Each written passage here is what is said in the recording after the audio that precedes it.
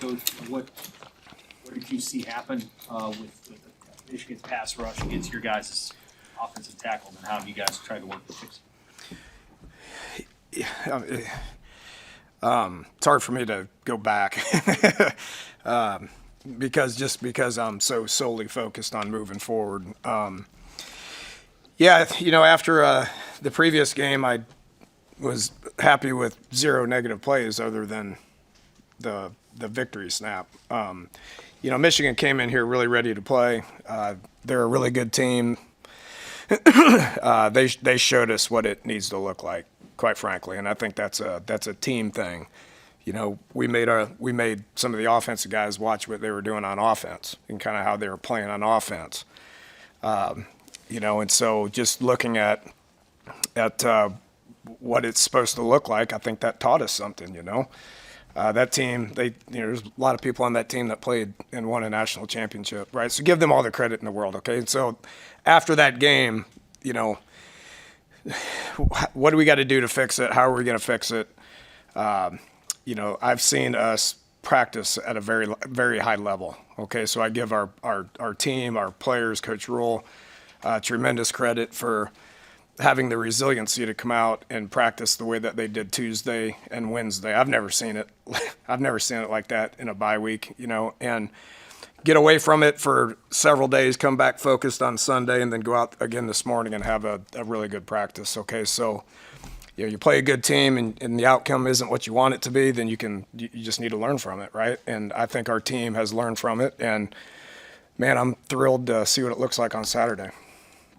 You guys are number 2 in the country in pass yards. I mean, is that what you envision, or would you want to see more balance as you kind of move forward in the Big Ten schedule? Yeah, I do. I think Dylan's playing at a very, very, very high level, right? And so how I call plays, I call what's working. Okay, so I don't go into a game saying, man, we need to throw for 350 yards. It's all about how the flow of the game is. Okay, with that said, our running back, our running game, it needs to improve against an opponent like that, right? And so, I was happy with where the run was after the first few games, but then you play a top 20 team that's, a perennial top 20 team, and it didn't look the way it needs to look. We weren't finishing blocks, and that's not a shot at our O-line. That's a shot at our offense, because there's so many people that are involved in it, right? First play of the game, Emmett gets 14 yards, and that's the longest run that we had all day, and so we gotta do a better job of scheming things up. We gotta do a better job of sustaining blocks. That's everybody on offense, and then we gotta run harder, and I know a lot's been said about, who number 2 is and all that stuff. We have options, and it's our job to get them there, and when we put them in there, it needs to look better. So if you want more running, if you want more rushes, then when I call it, it's got to look better. I'm not going to just keep calling things that aren't working for us, right? So we have a very diverse offense and we can do a lot of different things. We can get the ball to a lot of different people. That to me is balance.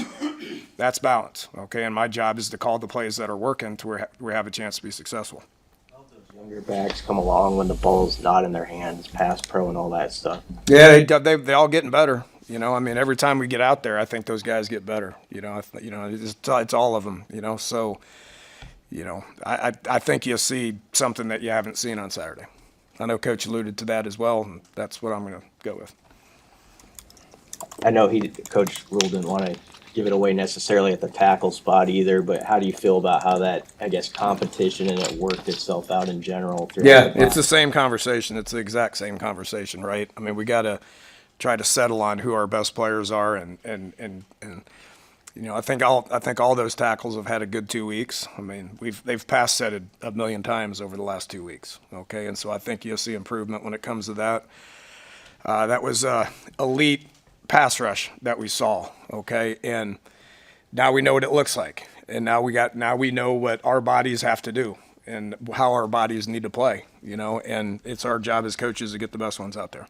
You find yourself doing from a football perspective on Friday and Saturday when you guys had time without practice and not a game, 2 days away? Yeah, I don't go out on the road. So, Thursday we worked all day, I came in Friday and just kind of just started keep hammering on Michigan State. Got out of here Friday early afternoon and pretended I didn't have a job for about a day and a half. It was an unbelievable weekend for sports.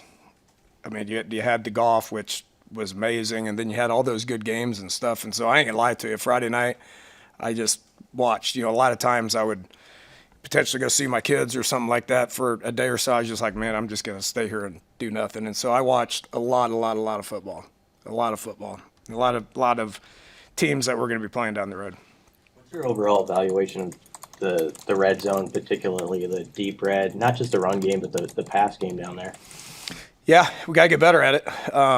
It's not like we haven't emphasized it. We've emphasized it since the day that I got here. Is one of the first things that I pointed out that we needed to fix. This was game 10 last year, and so, it's a lot of things. We got to do a better job of scheming up runs. We got to do a better job of getting positive yards. We got to do a better job of obviously finishing. I've got to do a better job of more pass game stuff that puts the ball in Dylan's hands and not just one-on-one RPOs.